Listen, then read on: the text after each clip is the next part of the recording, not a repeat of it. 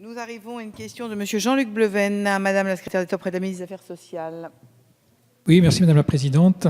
Madame la secrétaire d'État, je souhaitais vous interroger sur le manque de place en institut médico-éducatif, plus couramment appelé IME, pour les enfants et adolescents en situation de handicap.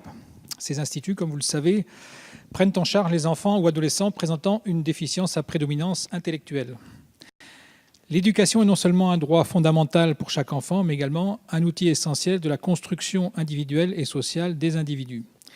Tous les enfants doivent pouvoir aller à l'école et ainsi bénéficier des mêmes opportunités de se construire un avenir. En Bretagne, il existe 45 IME, dont 13 dans le Finistère. Un problème se pose du fait de l'amendement dit Creton. Les adultes en situation de handicap ne trouvant pas de place dans les ESAT, l'établissement et services d'aide par le travail, ont la possibilité de conserver leur place en IME, établissement normalement réservé aux enfants et adolescents. Cela aboutit à une raréfaction des places disponibles pour ces derniers et la réponse apportée aux parents est que leur enfant est placé sur liste d'attente. Cette situation peut être extrêmement longue puisqu'il n'est pas rare qu'un même enfant reste sur cette liste pendant plusieurs années successives. Je voudrais également vous faire part de la réalité du terrain. Dans nos circonscriptions, nous nous trouvons bien souvent face à des drames humains. Des familles déjà démunies face aux difficultés auxquelles elles doivent faire face du fait du handicap dont souffre leur enfant doivent bien souvent entamer un parcours du combattant pour arriver à le scolariser. À titre d'exemple, l'un d'eux, résidant dans ma circonscription, avait progressé grâce à une classe spécialisée lors de son école élémentaire, mais a dû la quitter car il est devenu trop âgé.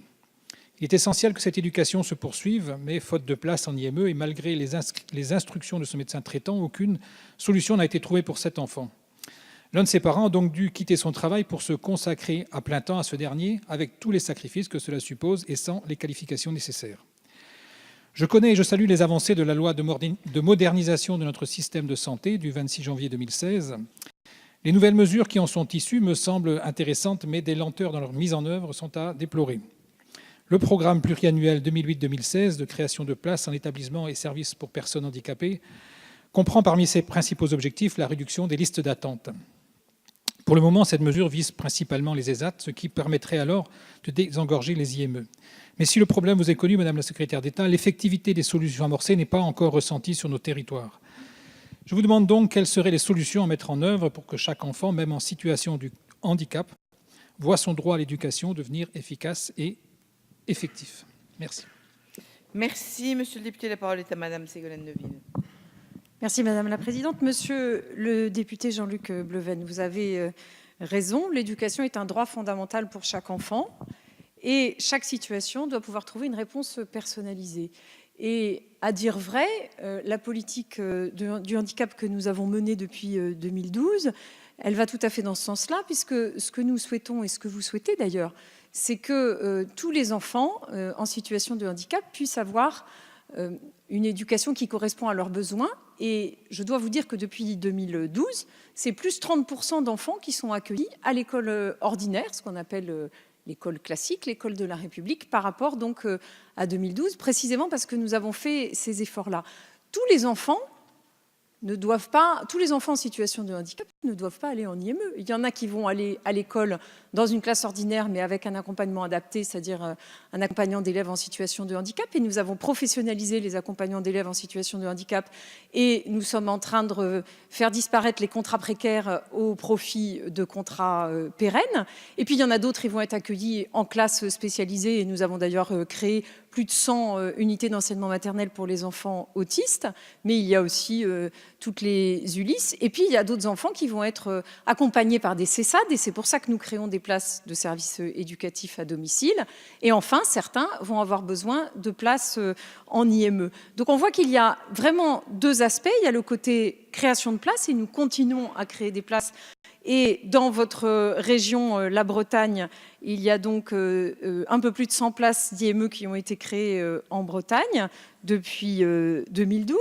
Et puis, il y a les 180 millions d'euros qui arrivent suite à la Conférence nationale du handicap de mai 2016, annoncée par le Président de la République.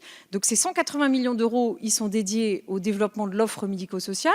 La moitié pour continuer à créer des places parce que c'est vrai, vous avez raison, il y a un besoin de places qui est toujours persistant. Et l'autre moitié pour ce qu'on appelle transformer l'offre, c'est-à-dire permettre des nouvelles solutions parce que clairement, Je pense qu'on peut encore aller plus loin dans l'accueil des enfants en situation de handicap à l'école ordinaire. Et c'est bien ce mouvement-là que nous avons enclenché, en externalisant aussi des classes qui sont en IME pour qu'elles aillent au sein des écoles. Et puis, vous avez souligné la question des adultes, parce que vous avez raison. Il y a des enfants qui sont devenus adultes et qui sont toujours hébergés ou en tous les cas accueillis en instituts médico-éducatifs, ce qu'on appelle les amendements Creton. Pour cela, effectivement, il faut continuer à créer des places pour adultes, et donc c'est ce qui est fait avec les programmes d'ouverture de places.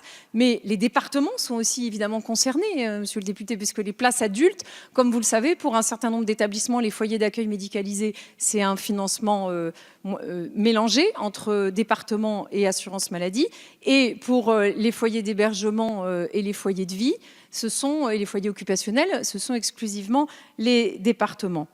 Mais ce que je veux vous dire, c'est qu'il y a aussi une démarche importante qui a été initiée, qui s'appelle une réponse accompagnée pour tous, et qui consiste justement à mettre en œuvre des réponses personnalisées pour chaque personne. À la rentrée, là, depuis janvier, c'est 90 départements qui sont engagés dans cette démarche, et à partir du 1er janvier 2018, ça sera obligatoire. Ça consiste à fournir une réponse à toutes celles et ceux, enfants ou adultes, qui n'ont pas de réponse correspondant à leurs besoins. Donc c'est une démarche complètement nouvelle qui a été lancée, et c'est un véritable changement dans la politique du handicap. Merci, nous avons dépassé le temps imparti, Monsieur Bleven, donc je ne vous rends pas la parole. Monsieur Michel Ménard, c'est